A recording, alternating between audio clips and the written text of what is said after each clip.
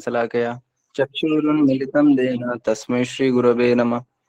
गुरवे गौरचन्द्राय राधिकाय तदालय कृष्णाय कृष्णभक्ताय तद्भक्ताय नमो नमः। वाञ्छाकल्पतरुभ्यश्च कृपा सिन्धुभ्यैव च पतितानां पावनेभ्यो वैष्णवेभ्यो नमो नमः। श्री कृष्ण चैतन्य प्रभु नित्यानंद श्री अद्वैत गदाधर शिवासादि श्री गौर भक्त वृंद। हरे कृष्ण कृष्ण कृष्ण हरे हरे, हरे राम राम राम हरे हरे। सबसे पहले मेरे गुरुपाद पद्म ओम विष्णुपाद अष्टोत्तर सहस्त्र श्री श्रीमद् भक्ति वेदांत श्रीधर गोस्वामी महाराज जी के अभिचरणारविंद में असंख्य कोटि प्रणिपात करते हुए उनका हेतु कृपा प्रार्थना करता हूँ। तत्पश्चात मेरे परम गुरुपाद पद्म द्वय नित्य लीला प्रविष्ट ओम विष्णुपाद अष्टोत्तर सहस्त्र श्री श्रीमद् भक्ति वेदांत श्री नारायण गोस्वामी महाराज जी, भक्ति श्री सिद्धांत गोस्वामी महाराज जी, उनके चरणों में मैं अनंत कोटि दंडवत प्रणाम करते हुए उनकी हेतु कृपा प्रार्थना करता हूँ। तदुपरांत समस्त रूपानु गुरु गौड़ीय परंपरा के चरणों में नतमस्तक होते हुए उनके हेतु कृपा प्रार्थना करता हूँ और साथ साथ आप सभी भक्तों के चरण में मेरा यथायुग प्रणाम स्वीकार हो। हरे कृष्णा। तो कल जो है, कल से हमारे जो वैष्णवों के लिए जो विशेष है और साधारण लोगों के लिए जो साधारण है ये मास है, उनके लिए मल मास है और हमारे लिए पुरुषोत्तम मास है। तो ये कल से हम लोग व्रत पालन करेंगे। पद्म पुराण स्कंद पुराण में इसके बहुत सारे महिमा वर्णन किया गया है। स्कंद पुराण के पुरुषोत्तम खंड एक खंड में ही इसके पूरा विवरण प्रदान किया गया है। ये पुरुषोत्तम मास क्यों पड़ा है, इस मास का कैलकुलेशन कैसा होता है, वो सब चीजें हम लोग आज थोड़ा बहुत जानने की कोशिश करेंगे। कुछ वक्त आप लोग सब जानते भी होंगे। और जब मैं सबसे पहली बार भक्ति में आया तो भक्ति में उस समय पुरुषोत्तम मास का वो था।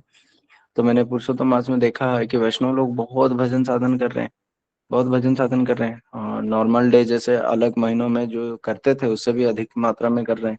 तो उस समय मैंने, हमारे एक प्रभु हैं उत्तम कृष्ण प्रभु, मैंने उनसे ये प्रश्न पूछा था कि ये महीना में सबसे ज्यादा लोग क्यों वो करते हैं। क्योंकि मैं पुरी से बिलोंग करता हूँ, जगन्नाथपुरी से। तो जगन्नाथपुरी में बहुत भीड़ रहता था और हमारे मठ में जब मैं आता जाता था तो वहाँ पे बहुत सारे भक्त लोग आते थे और बहुत सारे भक्त लोग आए हुए थे। वे लोग सब कहीं ना कहीं दर्शन करने जा रहे हैं, नित्य जप करना और मंगलारती, बहुत भीड़ होती थी, बहुत दीपदान करते थे सब लोग इकट्ठे होकर के। तुलसी जी के पूरा मंदिर भर जाता था। तुलसी परिक्रमा में तो इतनी भीड़ होती थी कि ये सब लोग भर जाता था, वो नाट्य मंदिर पूरा वो होता था। सब लोग तुलसी की विशेष रूप में वो करते थे और गंगा जल तुलसी वगैरह लेकर के जगन्नाथ जी के वहां पे जो पुजारी होते थे उनको देते थे, वो जगन्नाथ जी के चरण में चढ़ाया करते। पूरा दिन ऐसे जाता था, मंदिर पूरा भीड़ भड़का रहता था। तो मैंने उस समय पूछा था कुछ, वहां पे जो हमारे जो उत्तम प्रभु हैं उन्होंने मेरे को बताए थे कि इस मास का बहुत ही भारी महिमा है। जो भी व्यक्ति इस महीने में किया गया कोई भी तप कार्य करते हैं, भक्ति संबंधित कोई भी कार्य करते हैं, उस कार्य को उस कार्य का हमेशा 33 टाइम्स या फिर कहीं कहीं पे ऐसा वर्णन आता है कि उसका 1000 गुना उसको फल मिलता है ज्यादा। तो अगर आप एक कृष्ण का नाम लेते हो तो 1000 बार कृष्ण का नाम लेने का फल मिलता है। स्कंद पुराण में लिखा हुआ है ये। इसलिए इस मास का बहुत सारे महिमा है, हम लोग अब श्रवण करेंगे। सबसे पहले ये जो पुरुषोत्तम मास है ये प्रत्येक वर्ष जो है चंद्र और सूर्य की जो गणना होती है। क्योंकि हमारे जो पृथ्वी में, इस पृथ्वी में जो भी हमारा जो काल है वो काल नियंत्रित होता है सूर्य और चंद्रमा के हिसाब से। सूर्य और चंद्रमा एक अक्षपथ से दूसरे अक्षपथ जाने में 365 दिन का जो समय लगता है पूरा पृथ्वी को अपने अक्ष के पथ में घूमते हुए जो आते हैं, तो उसमें उसको 365 दिन का समय लगता है। और प्रत्येक वर्ष जो है 365 दिन में से सूर्य के अनुसार 11 दिन अधिक होता है, वो 11 दिन अधिक होता है। परंतु वर्ष तो 365 ही गणना की जाएगी। और जब ये 11 दिन एक्स्ट्रा निकलते हैं, ऐसे करते करते जब 3 साल हो जाते हैं, 3 साल में जो कुछ एक महीना लगभग 29 दिन या 30 दिन ऐसा निकलता है, वो जो 29 दिन का जो दिन होता है, इसी को हमारे ऋषि मुनियों ने आगे चल करके इसको क्या किया, आगे पुरुषोत्तम मास से पहले, मतलब इस महीना को पहले लोग पालन नहीं करते थे। इसको मल समझ करके, मतलब कुछ जो है ना, जो बाई प्रोडक्ट या एक्स्ट्रा प्रोडक्ट जैसे हम लोग छोड़ देते हैं कुछ चीजें बना, और जो थोड़ा वजह से आप लोग देखे होंगे, हम लोग आटा लगाते हैं, और आटा लगाते हैं जब हमारे हाथ में ज्यादा कुछ आटा लग जाता है, उसको ऐसे निकाल करके उसको, मतलब वो यूजेबल नहीं होता, उसको हम त्याग देते हैं। ठीक उसी प्रकार से इस महीने पूरे साल भर में जो भी थोड़े बहुत टाइम निकालते हैं ना, लोग इसको अशुभ मानते हैं और मान करके इसको त्याग देते हैं। तो इस प्रकार हमारे पूरे 12 महीना होते हैं। 12 महीना जैसे चैत्र महीना से शुरू होता है, चैत्र के महीना से शुरू होकर के ये माघ से पौष माघ फाल्गुन चैत्र फाल्गुन तक, है ना। तो यहाँ तक आकर के समाप्त होता है। तो फाग के महीने तक समाप्त होता है और चैत्र के महीने से स्टार्ट होता है।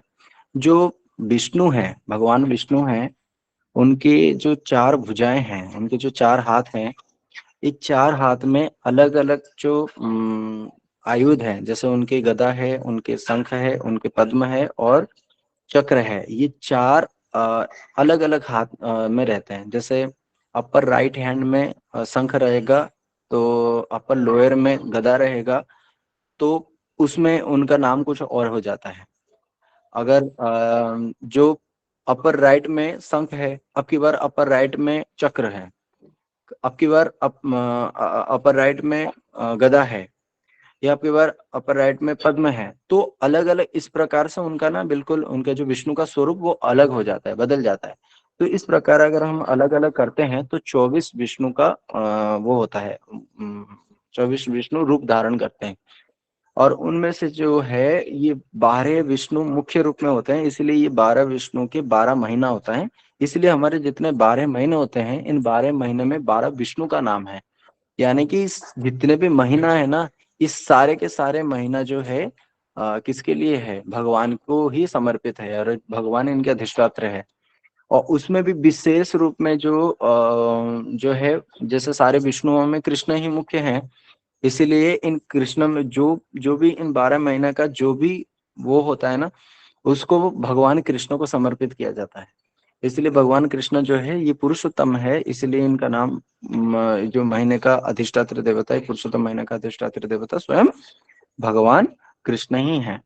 तो ये कैसा हुआ, जब ये अधिक मास करके थोड़े थोड़े समय निकाल करके 3 साल में एक महीना बनता था, तो वो जो महीना है वो मलमास के रूप में लोग जानते थे उसको, मतलब पारंपरिक रूप में और पौराणिक रूप में इनको मलमास करके जाना जाता था। तो ये भगवान कृष्ण ही और भगवान स्वयं ही नर नारायण ये बात को बताते हैं हमारे नारद जी को, कहते हैं कैसे, ओ सॉरी, हमारे सोनकादि ऋषि नारद जी को बताते हैं कि जब विष्णु भगवान के पास ये मास आए और बोले कि प्रभु मेरे को तो सब लोगों को त्याग कर दिया, अब मेरा तो कोई भी नहीं है, और ना मेरे मास में कोई लोग अच्छा काम करते हैं ना कुछ करते हैं, है ना, अशुभ मानते हैं। हाँ, मतलब जैसे और सारे मास में बहुत सारे सुंदर सुंदर वो होता है, बहुत सारे उत्सव वगैरह मनाते हैं, पर मेरा तो, मैं तो कभी भी आ सकती हूँ, इसलिए मेरा कोई ऋतु में आविर्भाव ही नहीं होता, किसी भी ऋतु में मैं आ जाता हूँ। तो इसलिए मेरे को प्रभु आप स्थान दो, या तो फिर मैं जो हूँ मैं अपना शरीर छोड़ रहा हूँ। तो भगवान कहते हैं कि जिसका कोई नहीं है उसका जगन्नाथ है। तो जगन्नाथ जी का एक नाम भी पुरुषोत्तम है, आप लोग सुने होंगे, उनके क्षेत्र का नाम पुरुषोत्तम क्षेत्र है, इसी कारण से, क्योंकि भगवान जगन्नाथ जो है वो जगन्नाथ जी पुरुषोत्तम के रूप में जाने जाते हैं, इसलिए वो जगत के नाथ है। तो यहाँ पे जो महीना है उसके भी आज कोई नहीं है, इसीलिए भगवान दया भावग्राही दया वत्सल होकर के उन्होंने क्या किया। हरे कृष्ण प्रभु जी।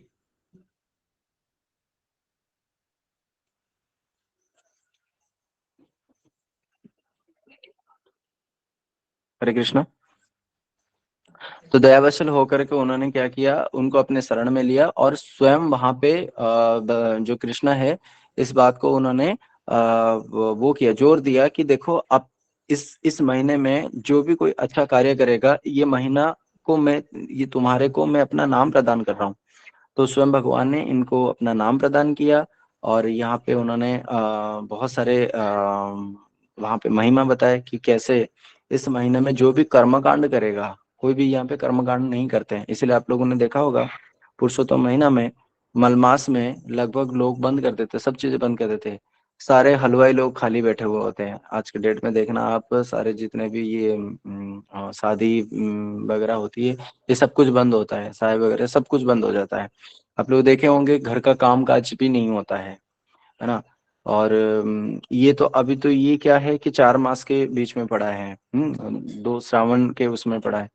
और कभी और उसमें आता है तो लोग तब भी त्याग देते हैं, सारे शुभ कार्य का त्याग देते हैं। क्यों? इसके लिए बताया गया है, 2 चीज होते हैं कर्मकांड, एक होता है भक्ति। जो भक्ति का मार्ग है ना, वो कर्मकांड से बिल्कुल विपरीत है। देखने में एक जैसा लग रहा है क्योंकि लोग वही पूजा पाठ कर रहे हैं, और यहाँ पे वो भक्ति जो है वो भी पूजा पाठ में आता है। तो इसमें क्या है कि लोग देवताओं के प्रति ज्यादा बुद्धि रखते हैं, कर्मकांड मतलब अपने संसारिक या फिर संसार के जो देवता लोगों की सुख आदि प्राप्त करने के लिए ये सब सारे कार्य करते हैं। पर जब भक्ति के लिए देखते हैं तो वहां पे सकाम युक्त नहीं, निष्काम होकर के भक्त लोग भगवान के प्रेम पाने के लिए करते हैं। इसलिए इस महीना में सब लोग, भगवान ने स्वयं बताया, जो भक्ति में जाएगा उसको अधिक फल मिलेगा। यानी कि उनके कहने का मतलब दो है कि एक तो आप कर्म कांड करोगे तो उसमें आपको फल तो एक मिलेगा नहीं, उल्टा अलग है, वो उसमें आपका अशुभ होगा। और दूसरा, भक्ति क्यों करना है? क्योंकि अलग अन्य महीना में क्या होता है कि भक्ति भी कर रहे हैं लोग और कर्मकांड भी कर रहे हैं, परंतु इसमें स्ट्रिक्टली प्रोहिबिट कर दिया कि नहीं, आपको इसमें कर्म करने की जरूरत नहीं है। अब कर्म नहीं कर रहे हो तो उस वहां की जो एनर्जी है ना, आप भक्ति में लगा सकते हो। यानी कि इस महीना में भक्ति तो करना ही करना है, ये तो कंपलसरी है। पर जो काम हम लोग कर्म कांड में करते थे ना, वहां की जो एनर्जी भी है ना, हमें इसमें लगा करके और पोटेंशियल तरीके से हमें इसको क्या करना है, इस महीना को भक्ति में एग्जीक्यूट करना है। इसीलिए भगवान ने यहाँ पे बहुत सारे वो बताए जो कि स्कंद पुराण में आता है। एक मिनट ले लो। भक्ति कांड में, भक्ति में लोग ज्यादा करके इसमें वो कर रहे हैं। हमारे वैष्णव लोग जितने भी सारे संप्रदाय के भी लोग क्या करते हैं कि पुरुषोत्तम मास में बहुत सारे नियम लेते हैं। इसमें लिखा गया है कि जो जमीन पर सोएगा उसको रमा वैकुंठ के फल प्राप्त होंगे। इसमें लिखा है कि जो भी इस महीना में केस में तेल आदि सुगंधित द्रव्यों को नहीं लगाते हैं और साधारण रूप में जीवन यापन करते हुए भक्ति करते हैं, तो उनको ब्रह्मलोक की प्राप्ति होगी। और इस महीने में अगर हम लोग तो षोडशोपचार में भगवान विष्णु की अर्चन करते हैं तो उनको कई कल्प तक उनको रमा वैकुंठ में स्थान मिलेगा। इसमें बताया गया है कि अगर कोई व्यक्ति इसमें दान करता है, इस महीने में दान करता है, तो उस दान का भी अनेक कोटि गुना फल मिलेगा। तो इस प्रकार से कई सारे इस महीने का वो है। परंतु सबसे बड़ी बात यह है कि जितने भी तप हैं, जितने भी दान है, जितने भी व्रत है, इन सब का फल एक ही मात्र है, वो है भगवान। और स्वयं भगवान इस महीना में अधिष्ठात्र बन करके पूरे जगत के अंदर विचरण करते हैं। स्वयं भगवान पुरुषोत्तम इसी पृथ्वी के ऊपर जो महीना चल रहा है, इसी महीना को सार्थक करने के लिए इस पृथ्वी में साक्षात रूप में आविर्भाव होते हैं। तो इसका मतलब ये हुआ कि हम जितने भी हमारे जो भी पूजा पाठ वगैरह जो भी कुछ है, वो सब कुछ उनको अर्पित कर दिया जाए। और इसी महीना में आप लोग देखे होंगे, जब हिरण्यकशिपु ने भी वर मांगा था, मैं 12 महीने में नहीं भरूंगा, उस बेचारे को थोड़ी ना पता था कि भगवान के लिए तो सब कुछ संभव है। तो इसलिए उन्होंने क्या किया, 12 महीने की जगह 13 महीना निकाल दिया, और उसी 13वां महीना जो ये पुरुषोत्तम महीना, इसी महीने में उनको वो किया, मार दिए। तो मार दिए तो जितने भी साधु संत, जितने भी देवता इत्यादि जो भी थे, उन सबको आनंद प्रदान किया कौन? भगवान नरसिंह भगवान ने आनंद प्रदान किया।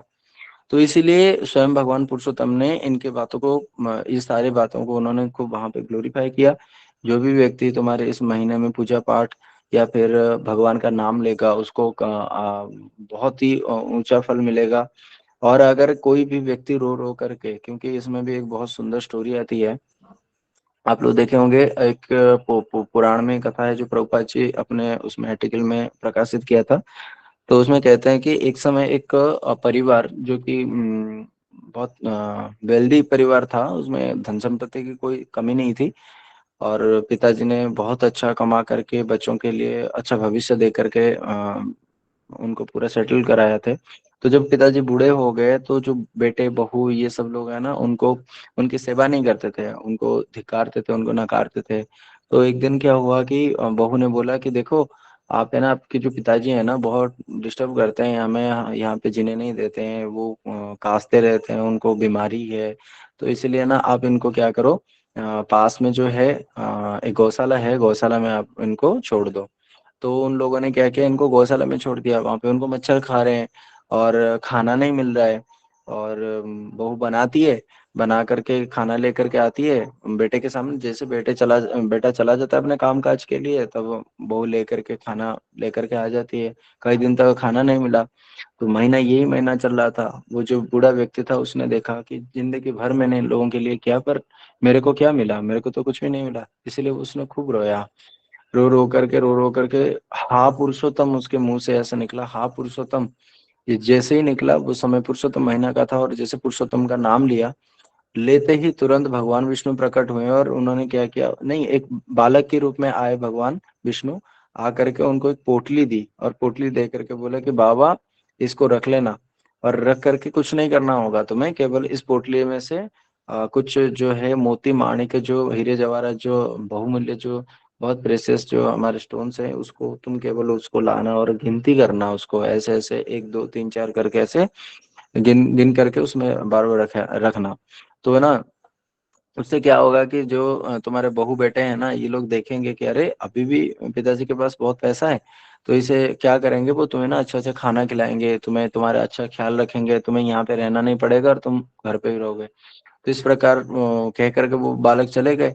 अब वो बूढ़ा व्यक्ति वो वैसे ही करता रहा। तो उसकी जो बहू है, बहू ने आकर के देखी, अरे अभी भी तो बुढ़े के पास बहुत पैसा है, बहुत माल मसाला है। तो उसको ना ऊपर से छल से ऊपर के मन से उसको ले गए और घर पे रखा उसके। वो खूब यत्न किया, खूब उनके अच्छे से वो देखभाल करी, सब कुछ किया। और करते करते जैसे टाइम बीतता चला, वो मन में तो था कि ये मेरे को देंगे देंगे। तो उसने ना, वो बुढ़ा व्यक्ति ने ला करके सारा सा एक दिन सब कुछ त्याग दिया। उसने देखा कि वास्तव में मैं संसार को केवल धन के लिए ही धन दे करके, धन के लोभ से ही संसार को अपना सकता हूँ। पर क्या संसार मेरे को अपना सकता है? परंतु जिसके लिए मैंने जिंदगी भर किसी कुछ नहीं किया, उस व्यक्ति ने मेरे को, मेरे अंतिम जब घड़ी चल रही थी, मेरे को खाना नहीं मिल रहा था, मैं मरने की स्थिति में था, मैंने उसके लिए कुछ भी नहीं किया था, केवल उसका नाम लिया। एक बार नाम लेने से वो मेरे पास सामने आकर के मेरे को ये चीज दे करके गए। तो क्या मेरे को अभी भी, मेरे मेरे मन में आ सकती है, क्या अभी भी मेरे को संसार को भजना है? इसलिए महाप्रभु कहते हैं ना, संसार संसार करी मिछे गेलो काल, लाभ ना हुई कुछ घटिलो जंजाल। संसार संसार करके तो मेरा सारा दिन चला गया, लाभ ना हुई कुछ घटिलो जंजाल, और मैं तो ऊपर से और पिस गया इस जंजाल के अंदर।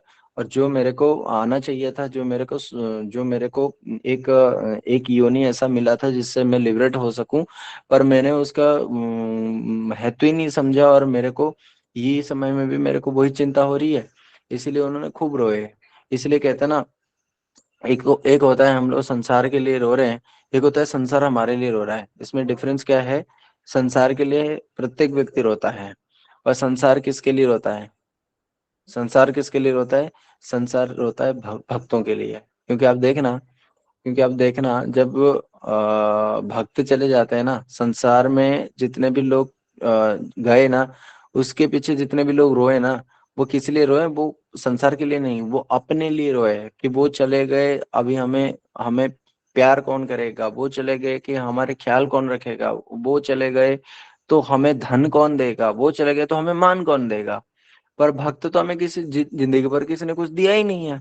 भक्त तो हमें तो कुछ भी नहीं दिया, और वो क्या दिया है हमें? संसार से ऊपर जो संसार को सरपास करके जो जाता है, वो उस जगत का प्रेम हमें दिया है ना।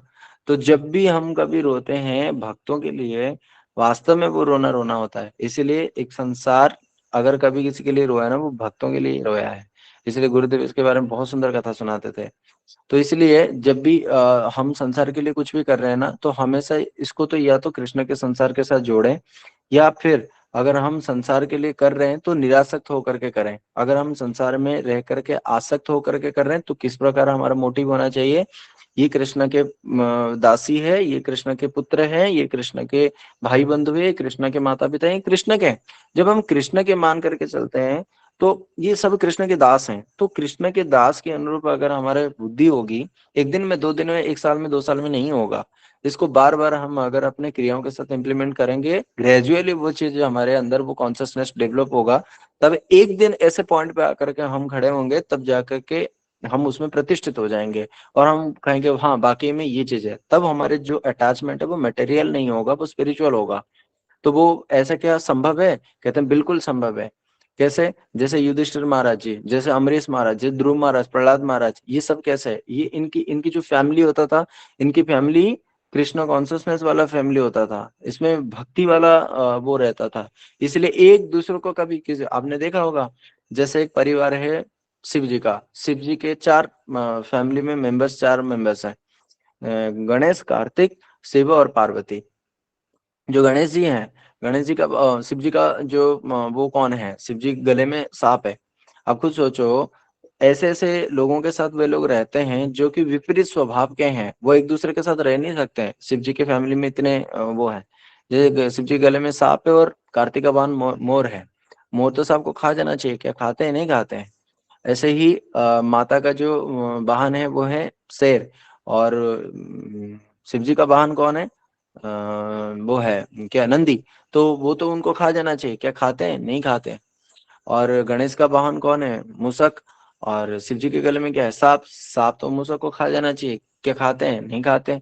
तो यानी कि अगर वैष्णव वाला फैमिली में हम लोग रहते हैं ना, तो वहां पे विपरीत स्वभाव भी अनुकूल बन जाते हैं। चैतन्य महाप्रभु जब झारखंड के अरण्य में जाते थे, तो वहां पे जितने भी शेर, चीते, बाघ, भालू, पशु पक्षी, सारे के सारे विपरीत स्वभाव वाले, एक ही घाट में हिरन भी पानी पी रहे और शेर भी पानी पी रहे, और शेर की गोद में आकर के हिरन नाच रहे हैं। तो ये सारे विपरीत स्वभाव वाले सब कुछ अनुकूल कैसे हुआ? केवल भगवान के नाम से, भगवान के प्रेम से। तो उस प्रेम में वो शक्ति है। इस जगत में प्रेम केवल अपना शारीरिक आकर्षण ही है। तो इसी प्रकार से संसार में जितने भी हमारे भाई बंधु जो भी हैं, तुलसीदास जी कहते हैं जो भी है, इन सबको क्या करें हम लोग? केंद्रीकरण करें भगवान के भक्ति के अंदर। तो इसी प्रकार से वो जो व्यक्ति था, उसने सोचा कि मैंने तो अपना पूरा जीवन दिया, परंतु उसने तो मेरे को कुछ भी नहीं दिया। और एक बार पुरुषोत्तम पुकारने पे, यहाँ पे भी एक चीज आता है, क्या हम लोग भी तो पुरुषोत्तम पुरुषोत्तम या भगवान के नाम लेते हैं तो भगवान आते नहीं है? देखो, भगवान के नाम पे भी कई प्रकार में हम लोग लेते हैं। वो जो व्यक्ति लिया ना, वो व्यक्ति कैसे लिया? उस व्यक्ति ने, जैसे हम लोग देखते हैं अजामिल ने जब नाम लिया था, या फिर हम लोग देखते हैं जब गजेंद्र ने नाम लिया था, या फिर हम देखते हैं जब द्रौपदी ने नाम लिया था। हम्म। तो इनके नाम लेना और हमारे नाम लेना में अंतर क्या है? ताकि भगवान उस समय प्रकट हो गए और अभी भगवान हमारे साथ प्रकट नहीं होते। यद्यपि भगवान देखा जाए तो हमारे हृदय की भावना से भी और करीब हमारे भगवान।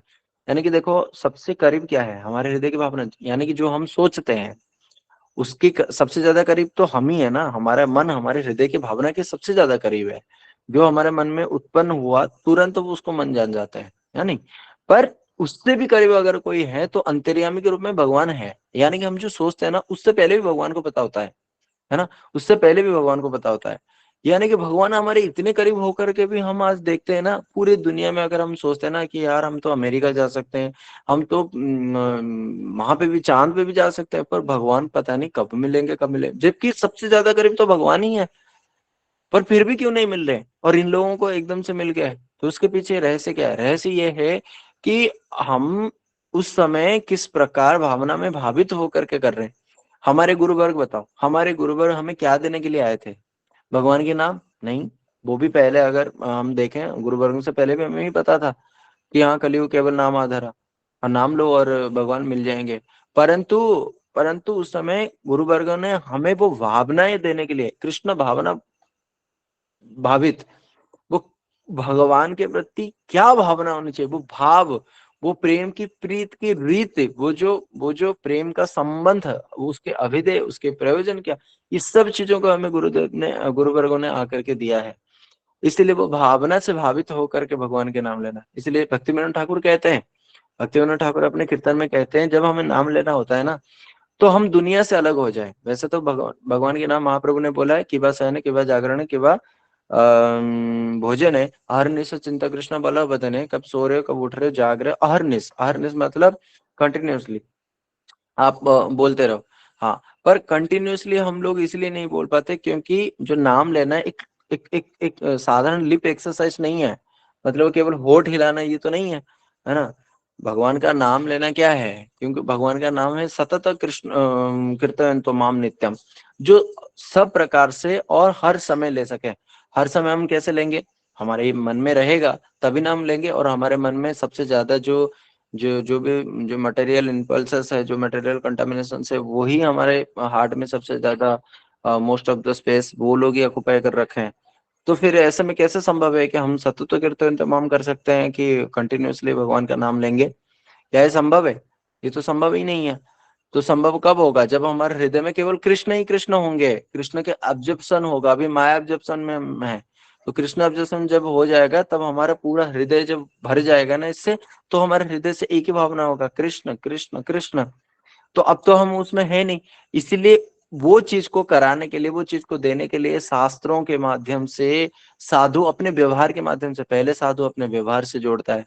हम आए हैं मंदिर में, एक साधु है, उसके पास कुछ भी नहीं है, वो ढूंढ रहा है कि क्या कहीं कुछ मिल जाए, भगवान के प्रसाद भोग लगा करके उसको हम खिलाएंगे। जैसे भक्ति प्रज्ञान केशव गोस्वामी महाराज जी के बारे में हम लोग जानते हैं, जब अतुल चंद्र बंदोपाध्याय और अतुल कृष्ण दत्त ये लोग आए थे, ये केवल देखा कि गर्मी का समय है, थोड़ा सा उनको ठंडा पानी पिला दिया और उनके लिए थोड़ा सा चावल और आलू उबाल करके उनको खिला दिया, बस इतनी सी बात है। उन्होंने अपना जो रेलवे की नौकरी करते थे, अपना पूरा का पूरा पैसा, उस समय 5 रुपए से 100 साल पहले 5 रुपए जो मिलता था उनको पूरा का पूरा वो डोनेट कर देते थे चैतन्य मठ में, प्रभुपाद जी के चरण में। ऐसे ही उन्होंने जैसे आगे चल करके फिर उन्होंने सब कुछ छोड़ करके वहां पे आ गए, और बाद में वो कौन बने, भक्ति सारंग गोस्वामी महाराज जी। तो सोचने में आता है केवल एक व्यवहारिक जो संबंध है, साधु भक्ति वेदांत स्वामी प्रभुपाद जी ने उन्होंने क्या किया, पूरे जगत में क्या किया, सबको नचाया, अपने हाथों से खिला करके बना करके खिलाया। इस प्रकार करते करते तो उनका संबंध हुआ। जब व्यवहारिक संबंध होता है, फिर वही व्यवहारिक संबंध भक्ति में जोड़ने के बाद वो फिर धीरे धीरे धीरे धीरे धीरे धीरे धीरे धीरे वो फिर परमार्थिक संबंध के रूप में बदल जाता है। वो फिर जब परमार्थिक संबंध बनता है, तो गुरु अपने संबंध में उसको क्या करता है, भगवान और राधा कृष्ण के चरण तक लेकर के जाते हैं। तो ये संबंध, ये भाव, ये जो भावना है, यही तो मूल है ना। नहीं तो ये भावना नहीं रहेगा भगवान के नाम लेने पे, केवल पाप से ही तो मुक्त हो सकते हैं, नरक से ही तो मुक्त हो सकते हैं, भगवान के धाम में थोड़े जा सकते हैं। अजामिल ने भी वही नाम लिया था, तो अंतिम समय में नाम लिया, अंतिम समय में एक नाम के बराबर कोई पाप हो नहीं सकता, इसलिए उसने अपने पूर्व जन्म में जितने भी पाप किए थे वो सारे पाप तो धुल चुके थे। और हुआ क्या कि उनके पास पाप से मुक्त होने के कारण उनको तो बस नरक जाना नहीं पड़ा, परंतु भगवान के धाम भी तो नहीं जा पाए, क्योंकि भगवान के धाम के जाने के लिए योग्यता क्या होनी चाहिए, योग्यता कृष्ण का प्रेम होना चाहिए। प्रेमांजन छुरित भक्ति विलोचन न संत सदैव हृदय से विलोकयन्ति, यम श्याम सुंदरम अचिंत्य गुण स्वरूपम गोविंद माधितम हम पुरुषम भजामि। कहते हैं कि भगवान के धाम को, भगवान के भक्तों के नित्य स्वरूप का दर्शन करने के लिए प्रेमांजन छुरित भक्ति विलोचन, न प्रेम रूपी अंजन लगाना पड़ेगा। ये अंजन क्या है, ये अंजन है जिससे हमारे आंखों में दृष्टि शक्ति और बढ़ता है, जिससे अच्छा दिखता है ना, जिसका जिससे उसको लगाने से हमारे आंखों की दृष्टि जो शक्ति है वो अच्छा दिख बढ़ता है। तो प्रेम रूपी अंजन लगाने से क्या होगा कि हम वो चीज को पढ़ पाएंगे, वो चीज को देख पाएंगे, है तो हमारे स्वरूप में ही वो, क्योंकि हम कृष्ण के नित्य दास हैं। नित्य दास मतलब क्या है, नित्य दास मतलब हम पहले नहीं थे, नहीं पहले थे, अभी तो अब कम से कम नहीं है ना, हम तो भगवान के दास नहीं है हम, क्योंकि हम तो माया के दास बने हुए हैं, परंतु स्वरूप में तो वही चीज है ना। अब वो जो स्वरूप में है उस चीज को आगे लेकर के हमें इस चीज को आगे कौन कराएगा, तो उसके लिए गुरु वर्ग आकर के हमें वो जो हमारा नित्य संबंध है उसके साथ ओतप्रोत कराया, उसके साथ हमें वो भावना दे करके हमें वो बताया कि तुम्हारा वास्तव संबंध ये है। इसीलिए उस समय अजामिल ने जो नाम लिया, गजेंद्र ने जो नाम लिया, गजेंद्र भी क्या है, संसार में सब लोग दुखी है, उसकी इतनी बड़ी परिवार थे, वो सारे हाथी, वो सारे उनके 2 दिन तक कोशिश कर रहे हैं उसको ऊपर ले आए। अब हाथी का शरीर भारी है, हाँ हाथी का शरीर भारी है, और वो कीचड़ में फंस रहा है। जितना कीचड़ में ऐसा होता है ना, दलदल में आप जितना उठने की कोशिश करोगे, उठोगे कैसे, दबाव तो नीचे डालोगे, अब दबाव नीचे डाला तो और धंसता चला जाए। तो इसीलिए वो धंसता चला जा रहा था, करते करते करते उसका इतना बड़ा शरीर धीरे धीरे डूबने चला। केवल उसका सूंड तक ही बच गया था, जब उसके परिवार भी छोड़ के चले गए कि भाई अब तो हम कुछ भी नहीं कर सकते हैं। तो जो जब जब कोई कुछ नहीं कर सकता ना, तब तो फिर वो भगवान को ही देखा, भगवान की तरफ देखा, और बड़ा सुंदर उसने 28 श्लोक में स्तुति करी है। इतना सुंदर गजेंद्र का जो प्रसंग है, उसने इतनी स्तुति करी, इतना बढ़िया स्तुति करी कि जो ब्रह्मांड के स्वामी वो आकर के मेरे को उद्धार करे, जो सबके पालक वो आकर के, जो घट घट में पिंड पिंड में जो बसने वाले वो आकर के मेरे को उद्धार करे, जो सबके नाथ हैं वही आकर के, जो सबको चलाने वाले वही आकर, जो सबके सृष्टिकर्ता वही आकर के मेरे को उद्धार करे। उसने ना तो किसी देवताओं का नाम लिया और ना ही साथ साथ भगवान का भी नाम लिया। उसने केवल क्वालिटीज बताया, उसने केवल क्रियाएं बताई कि जो ये कर रहा हो वही आकर के मेरे को, दूसरा कोई ना आए। तो इससे क्या प्रतीत होता है? उससे ये प्रतीत होता है जब उस समय सारे देवता भी देख रहे थे, ब्रह्मा जी भी देख रहे थे, उसने तो ब्रह्मा जी को बोला कि जो सबकी सृष्टि करता, अब सबकी सृष्टि करता तो ब्रह्मा जी है। तो ब्रह्मा जी सोच रहे हैं कि भाई उसने बोला सबकी सृष्टि करता, यानी कि मेरा भी सृष्टि करता। तो अब उसने क्या किया, ब्रह्मा जी सोचने लगे भाई वो तो मेरे को बुला नहीं रहा है, क्योंकि सबकी सृष्टि करता तो मैं नहीं हूं ना, इसी ब्रह्मांड की सृष्टिकर्ता मैं हूँ, पर और बाकी सारे ब्रह्मांड के भी तो सृष्टिकर्ता भगवान है ना। और भगवान की कोई, क्योंकि भगवान कौन है? गोविंदम आदि पुरुषम, वो तो आदि पुरुष है। इसीलिए वो ये सोच करके जा नहीं रहे थे, जो सबके पालक हैं। तो कुछ देवता ऐसे सोच रहे थे भाई मैं बारिश दे रहा हूँ और बारिश की वजह से ये फसल सस्य श्यामला होते हैं और ये सस्य खा करके लोग चल रहे हैं, तो कहीं ना कहीं मैं भी तो लोगों को पालन कर रहा हूँ, है ना। वरुण देव भी सोचने लगे कि भाई पानी के माध्यम से मैं भी तो इन जीवों को वो कर रहा हूँ, तो ये भी मेरा काम है, मैं भी पालन कर रहा हूँ। पर सबके पालक मैं नहीं हूँ, पर सबके वो रक्षा करता मैं नहीं हूँ। कोई कुछ को सोच रहा था, कोई कुछ सोच रहा था, पर सब अपने ऊपर जब बात ले लेते भाई मेरा कौन है, वो मेरा कंट्रोलर कौन है, मेरे को पालन करने वाला कौन है, मेरे को नियंत्रण करने वाला कौन है। तो सबने देखा तो बोले कि भाई ये जिसको बुला रहा है वही जाएंगे। भगवान केवल सुन रहे थे, भगवान सुन रहे थे, तो भगवान ने देखा कि अच्छा ये मेरे को बुला रहा है। तो उस समय गजेंद्र जो था उसकी भावना कैसी थी, वो दुख में देखा, उसने दुख में आतुर होकर के देखा, चारों तरफ देखा कि मेरा कोई भी नहीं है। तो इतना दुखी हो गया, इतना दुखी हो गया, उसको भगवान के स्मरण होने लगा। क्योंकि भगवान के स्मरण होना भी इतना आसान बात नहीं है। पूर्व जन्म में वो चित्रकेतु महाराज के रूप में इतने सुंदर भजन किया था, इतने सुंदर भजन किया था, वही आकर के अभी गजेंद्र बने हैं। अब वो गजेंद्र जो हैं, जो हाथी हैं, उनके अंदर भक्ति के संस्कार है। तब देखा उन्होंने जब संसार में कोई भी नहीं है ना, तब वो उन्होंने भगवान को पुकारा। इसलिए किसी भी प्रकार से अगर हम भगवान को पुकारते हैं ना, भगवान तो रक्षा करते हैं, परंतु सबसे ज्यादा जैसे गोपियों ने पुकारा, क्या गजेंद्र ने ऐसे पुकारा था? नहीं। रुरुदुहु सुस्वरम राजन कृष्ण दर्शन लालसा, जितने जैसे गोपियों ने पुकारे, गोपियों कैसे पुकारे, गोपियों कृष्ण के विरह में विरहित होकर के पुकारे। गोपियां ऐसे पुकार रहे थे कि मानो अब वो जल जाएंगे, राख हो जाएंगे, राख हो जाएंगे, कृष्ण के दर्शन के बिना वो राख हो जाएंगे, कृष्ण केवल तुम्हारे दर्शन।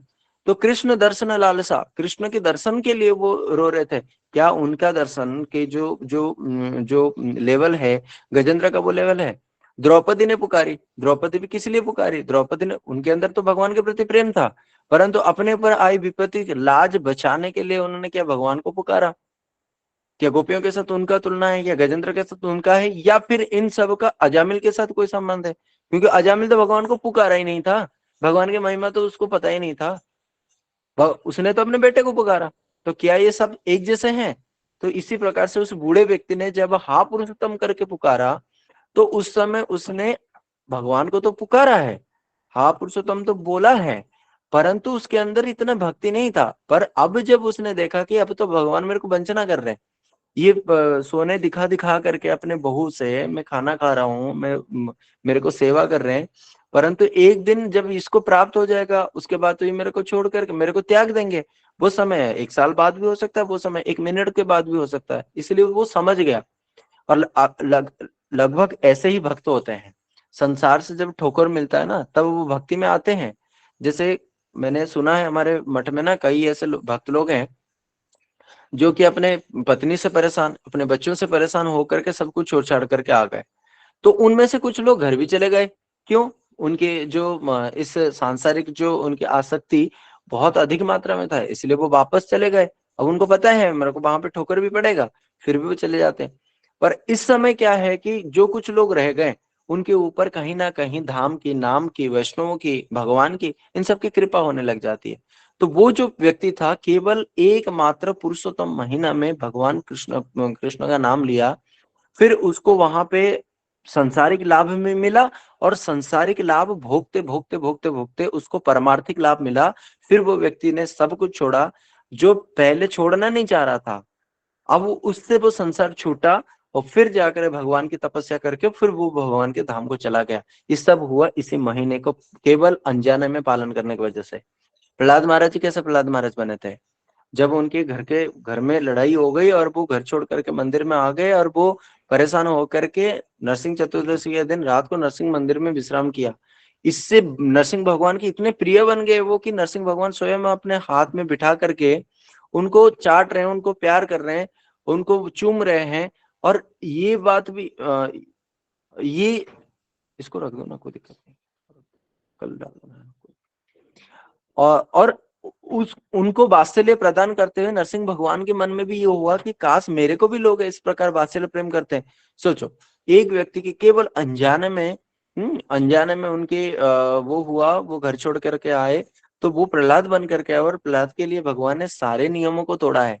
हिरण्यकश्यप ने पूरा बुद्धि लगाया था, भाई साहब मैं ना तो थल में मरूंगा, ना मैं जल में मरूंगा, ना मैं दिन में, ना मैं रात में, ना मैं पशु के हाथ में, ना तो मनुष्य के हाथ में, ना तो किसी ऐसा कोई वर नहीं था अमृत को। उसने पूरा दिमाग लगा दिया था।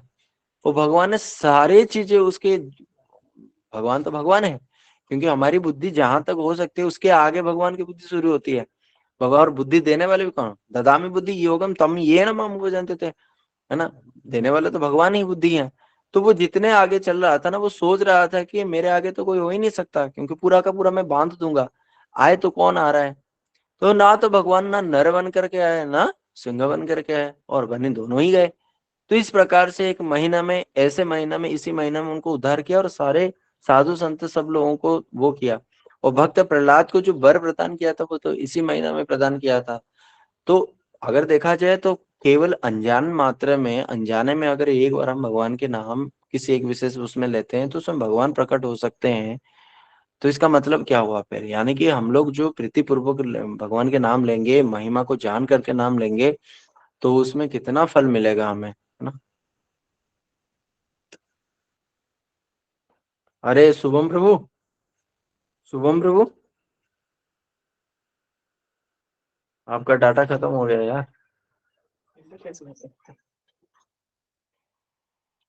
डाटा खत्म हो गया, 50%।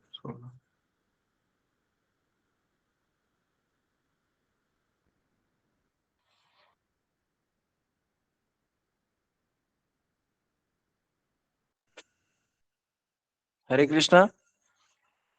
हरे कृष्णा। हाँ, आवाज आ रही है?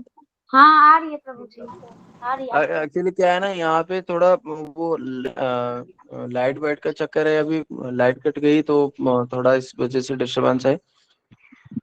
तो सब लोग तो है ना, कोई लेप तो नहीं किया? जी प्रभु जी हरे हैं हम कृष्णा। सब। हरे हाँ कृष्णा ठीक प्रभु है। जी भी हैं। कृष्णा हाँ प्रभु जी हम दोबारा, हाँ ठीक है। तो ये पुरुषोत्तम महीना की बहुत बहुत बहुत महिमा है। और आप लोग जानते हैं, जैसे इसीलिए भगवान ने उनको स्थान दिया। भक्ति करने का यहाँ पे बहुत फल है। और जैसे आप लोग जानते हैं, चैत्र मास को विष्णु के महीना से महीने के रूप में जाना जाता है। वैशाख के महीना को मधुसूदन के रूप में जाना जाता है। ज्येष्ठ के महीना को त्रिविक्रम के रूप में जाना जाता है। आषाढ़ को वामन के रूप में, और श्रावण को श्रीधर के रूप में जाना जाता है ना। और भाद्रव को ऋषिकेश, हाँ शायद ऋषिकेश के रूप में जाना जाता है। आश्विन को पद्मनाभ, कार्तिक को दामोदर के मास के रूप में जाना जाता है ना। और अग्रहायण जो मार्गशीर है, केशव के रूप में जाना जाता है। पौष को नारायण के, और माघ को माधव के रूप में जाना जाता है। फाल्गुन को गोविंद के रूप में जाना जाता है। चैत्र को विष्णु के रूप में जाना जाता है। तो इसी प्रकार से जो हमारा पंचांग में जो शुरुआत होती है, पूरा 12 महीना है, वो सब भगवान के मास है।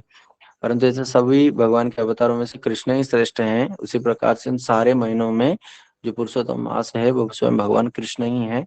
इसलिए प्रत्येक वस्तु जो भी हम करते हैं, कृष्ण के लिए ऑफर करें। कृष्ण के लिए हम थोड़ा टाइम निकाले, भगवान की भक्ति के लिए ज्यादा ज्यादा टाइम निकाले। पर हाँ, हमारे जो कार्तिक के मास है, वो कार्तिक मास हमारे लिए इसीलिए स्पेशल है क्योंकि इन कार्तिक मास में हमारे बहुत सारे गुरु वर्गों का आविर्भाव तिरुभाव है। भगवान कृष्ण ने बहुत सी लीला करी है, और दामोदर की जो सुंदर सुंदर कथाएं और सुंदर सुंदर लीलाएं, भगवान की गिरिराज धारण लीला हो, चाहे चाहे उंखल बंधन लीला हो, चाहे उसमें आप जो भोलाष्टमी गोपाष्टमी, ये सब चीजें जो है कार्तिक के महीना में आता है, इसीलिए भक्त लोग बहुत वो करते हैं। पर इसी प्रकार से कार्तिक मास के जो अधिष्ठात्र देवता है वो दामोदर हैं और राधा रानी स्वयं है। तो इसीलिए ये जो मास है इसको हम बहुत अच्छे तरीके से पालन करें। भगवान जो जगन्नाथ जी हैं उनके क्षेत्र के रूप में इस महीना को जाना जाता है, पुरुषोत्तम क्षेत्र है। कहते हैं पुरुषोत्तम क्षेत्र में जो जाकर के इस समय कल्पवास करेगा, तो कहते हैं उसको कभी भी इस जगत में आना नहीं पड़ेगा। और चैतन्य चरितमृत में भी इस बात का वर्णन है, जब शिव जी के काशी को जब सुदर्शन ने जला के राख कर दिया था, तब शिव जी के वहां पे उनको शिव जी ने स्थान दिया था एकाम्र क्षेत्र। जो एकाम्र क्षेत्र है वो भुवनेश्वर, जो उड़ीसा की राजधानी है भुवनेश्वर, वहां पे वो एकाम्र क्षेत्र जहाँ पे लिंगराज और अनंत वासुदेव वहीं पे वो रहते हैं। जो अनंत वासुदेव जी को भोग लगता है और वहीं पे लिंगराज जी में उनको ऑफर किया जाता है, और वो लोग भक्त लोग केवल पूरा दुनिया में जो ठाकुर जी के प्रसाद शिव जी को भोग लगता है वो केवल वही स्थान है। आज तो खैर बंद हो गया है, पहले भोग लगता था। और वो जो स्थान है वहां पे जो लिंगराज मंदिर है, उस लिंगराज मंदिर, वो वहाँ की जो एक सरोवर है उसको बिंदु सरोवर कहते हैं। और जो हिमालय है, हिमालय से उड़ीसा के जो एकाम्र क्षेत्र तक जो स्थान है, वो ही स्थान की सभ्यता को ही हिंदू सभ्यता कहते हैं, क्योंकि हिमालय का पहला अक्षर ही और बिंदु का लास्ट अक्षर दु। तो इस प्रकार हिंदू सभ्यता जाना जाता है, वो भी पुरुषोत्तम क्षेत्र से ही शुरुआत होती है, और उत्तर उत्तर क्षेत्र में जो बद्री क्षेत्र है वहां पे समाप्त होता है। ये भी पुरुषोत्तम मास है उसमें। और जो वेदव्यास जी ने स्कंद पुराण रचना किया, उसमें इतने सारे श्लोक, 500 से ज्यादा श्लोक में पुरुषोत्तम नहीं, 5000 से भी ज्यादा श्लोक में उन्होंने पुरुषोत्तम क्षेत्र का महिमा वर्णन किया। जो भी व्यक्ति श्री क्षेत्र पुरुषोत्तम धाम में चलता है उसको नृत्य करने का फल मिलता है भगवान के सामने। जो वहां पे सोता है वहां पे समाधि का फल मिलता है। जो पुरुषोत्तम क्षेत्र में बात करता है उसको भगवान जगन्नाथ जी की स्तुति करने का फल मिलता है। तो इसीलिए बहुत यहाँ पे नियम कायदा कानून जो भी है वो सब भगवान को समर्पित है। यहाँ तक कि कहा गया है कि जो पुरुषोत्तम क्षेत्र में भी अगर कोई मछली भी खाता है उसको हविष्य अन्न खाने का फल मिलता है। इस बात को काफी सारे लोग नहीं समझ पाते हैं। जो हविष्यान्न है वो कर्मकांड में आता है, इसीलिए हमारे गुरुवर कहते हैं हविष्यान्न का फल मिला तो क्या मिला, कर्म ही तो मिला, कर्मकांड का ही तो फल मिला, तो उसमें कोई बड़ी बात नहीं है। हमें तो भक्ति चाहिए, तो भक्ति के लिए हमें मांगना आनी चाहिए। तो इसलिए जगन्नाथ जगन्नाथ जो पुरुषोत्तम धाम है, अगर कोई वहां पे जा भी नहीं सकता इस महीने में, केवल प्रत्येक दिन प्रत्येक दिन पुरुषोत्तम क्षेत्र का पुरुषोत्तम क्षेत्र स्मरण का भी करता स्मरण है। भी करता है। हरे कृष्णा। हरे कृष्णा। जो जो प्रत्येक दिन प्रत्येक दिन पुरुषोत्तम पुरुषोत्तम क्षेत्र का क्षेत्र स्मरण का करता है। स्मरण करता है। प्रभु जी मतलब आवाज रुक रुक के आ रही है। राधे राधे। हरे कृष्णा, सब म्यूट कर लो ना। प्लीज आप सब म्यूट कर लीजिए। हरे कृष्णा, आ रही है आवाज? जी प्रभु जी। जी प्रभु जी। ठीक ठीक है। तो जो जो अब जैसे हम लोग बाहर हैं, हम लोग इतने दूर हैं, हम बैठे हुए हैं, हमें पता ही नहीं है। तो पता है हम लोगों को ना, जैसे कार्तिक में भी है और पुरुषोत्तम मास में, इन दोनों मास में ना स्मरण का भी अधिक फल है।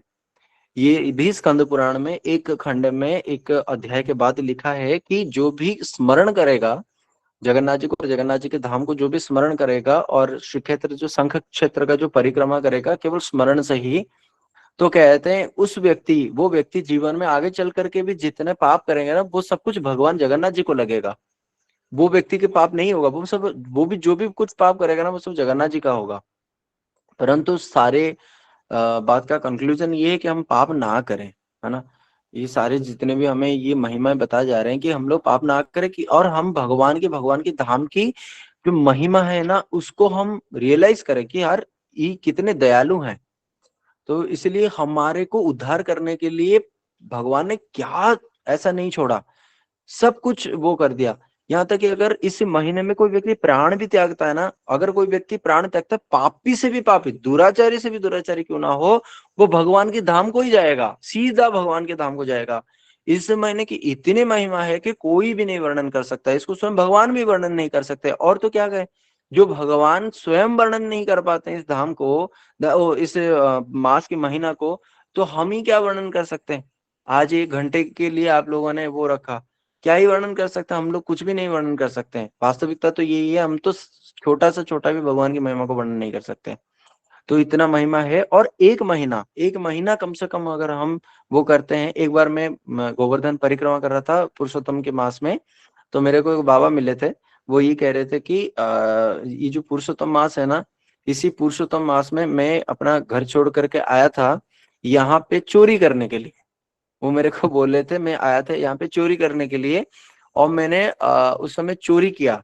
जब मैं चोरी करके आ रहा था तो मेरे को रास्ते में एक व्यक्ति मिला, मेरे को बोला कि ना मेरे पास है ना बहुत बहुत सारे पैसे हैं, और है ना मेरे को आप लेकर के कहीं एक अलग जगह चले जाओ, क्योंकि आप थोड़ा सज्जन लगते हो।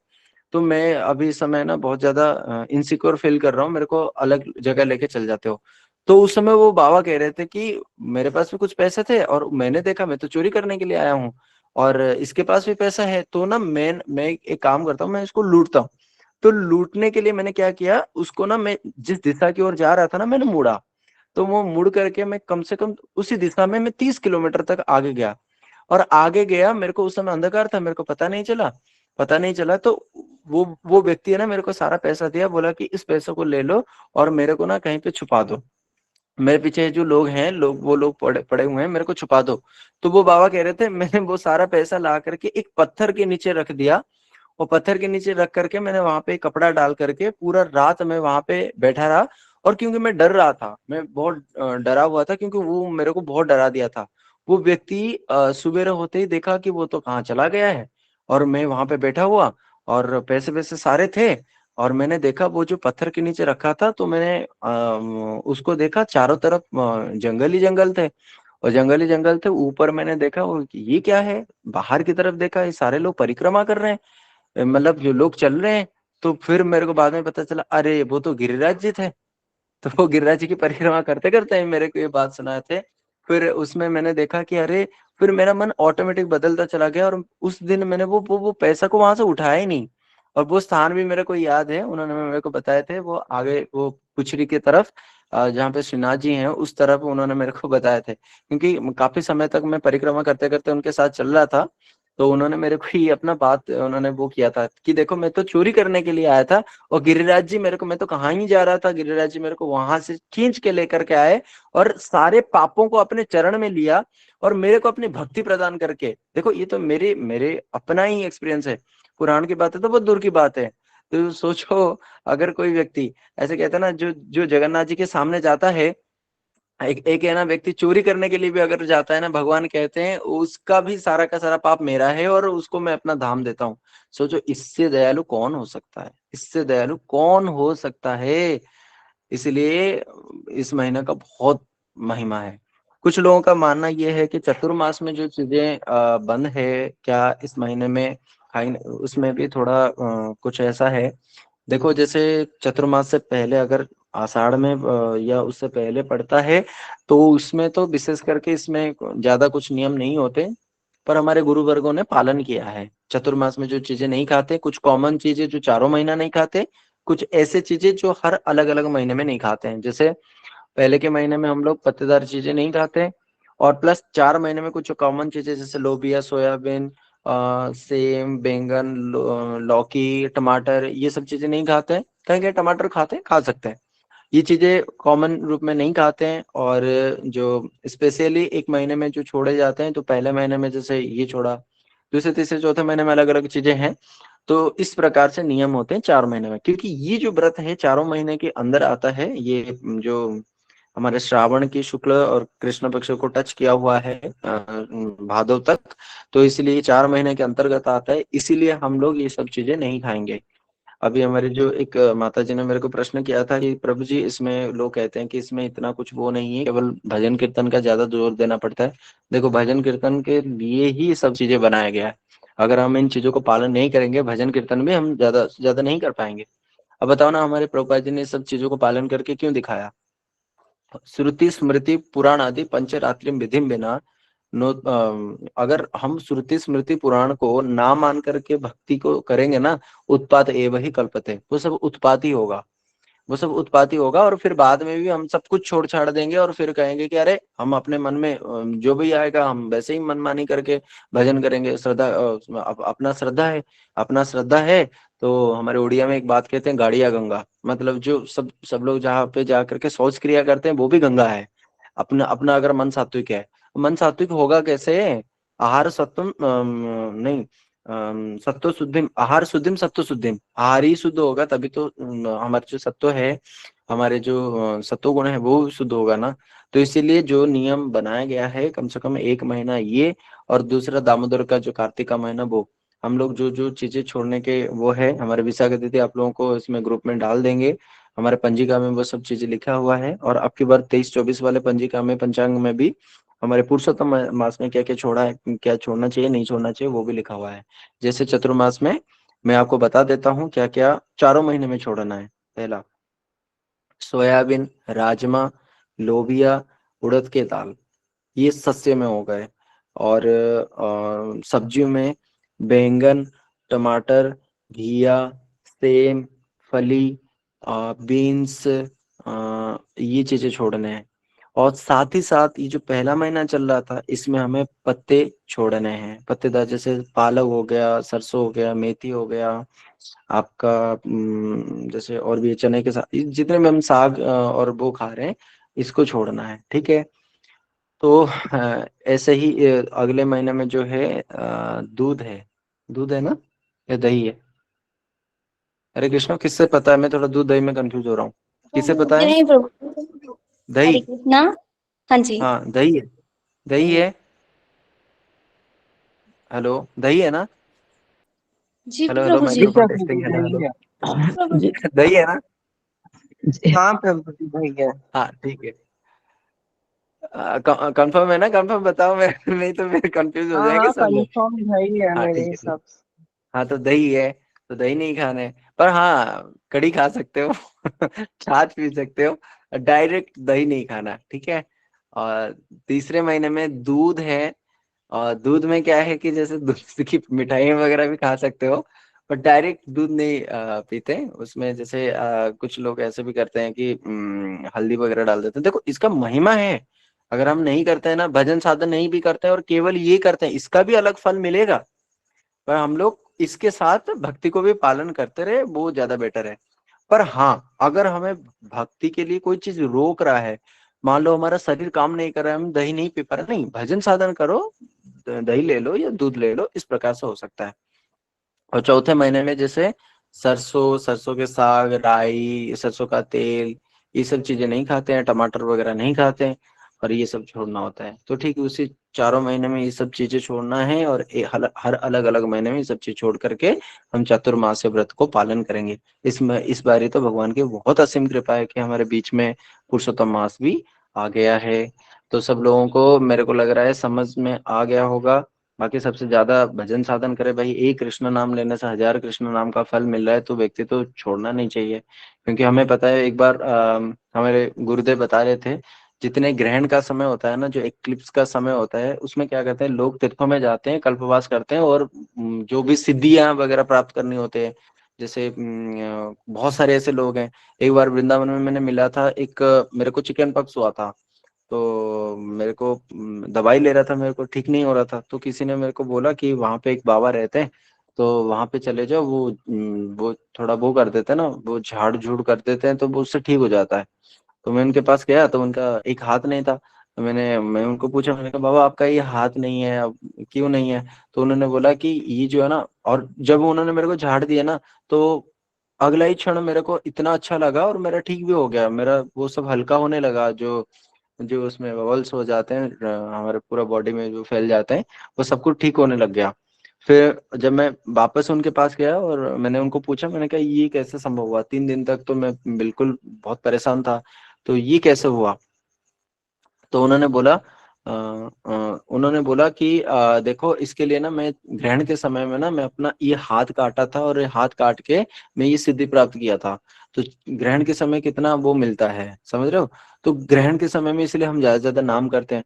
कहते हैं उससे भी बहुत गुना हर अलग अलग मिनट में वो फल मिलता है हमें पुरुषोत्तम मास में। तो और पूरा का पूरा 30 दिन के अंदर जितने घंटे हैं, जितने मिनट है, जितने सेकंड है, हर अलग अलग सेकंड, हर अलग अलग माइक्रो सेकंड का भी वैल्यू बहुत ज्यादा है। तो इसलिए कोई भी इसमें टाइम वेस्ट नहीं करना, जितना समय हो सके आप लोग करते रहना। ठीक है, शायद मैं आप लोगों का बहुत ज्यादा समय ले लिया। ये कह के मैं अपने वाणी को विराम देता हूँ। बोलो पुरुषोत्तम मास की जय, श्री पुरुषोत्तम जय की हो। जय। जय हो श्री विष्णु भगवान की जय, नारायण की जय, जय हो। और भगवान कृष्ण की जय, सबकी जय, आप लोगों की भी जय, और गुरुवर की जय। हरे हरे कृष्णा। हरे कृष्णा। सभी हरे श्री कृष्ण। वैष्णव के चरणों में दंडवत प्रणाम। हरे कृष्ण। दंडवत चरणों में प्रणाम दंडवत कीजिए। प्रणाम। हरे कृष्णा सभी को हरे कृष्ण। धन्यवाद। हरे कृष्ण हरे प्रभु जी, दंडवत कृष्णा। प्रणाम। धन्यवाद, प्रणाम। विशाखा दीदी। हरे कृष्णा प्रभु जी, दंडवत प्रणाम। हरे कृष्णा प्रभु जी, दंडवत हाँ, धन्यवाद प्रणाम। प्रणाम। हरे कृष्णा प्रभु दंडवत प्रणाम। आपने हरे बहुत ही कृष्णा अच्छी प्रभु जी, बात दंडवत आज प्रणाम। बताई प्रभु जी। कृष्णा प्रभु जी, प्रभु जी, दंडवत प्रणाम।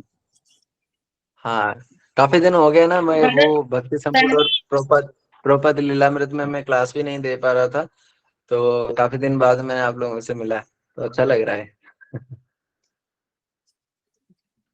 ठीक हरे है। कृष्णा प्रभु जी, विशाखा दीदी अभी मीटिंग में नहीं, इसमें नहीं है, हाँ, ठीक सेशन में। ठीक है, कोई जी ठीक है, प्रभु ठीक जी। हरे कृष्णा प्रभु है। हरे जी। कृष्ण। हरे कृष्णा प्रभु जी, दंडवत प्रणाम।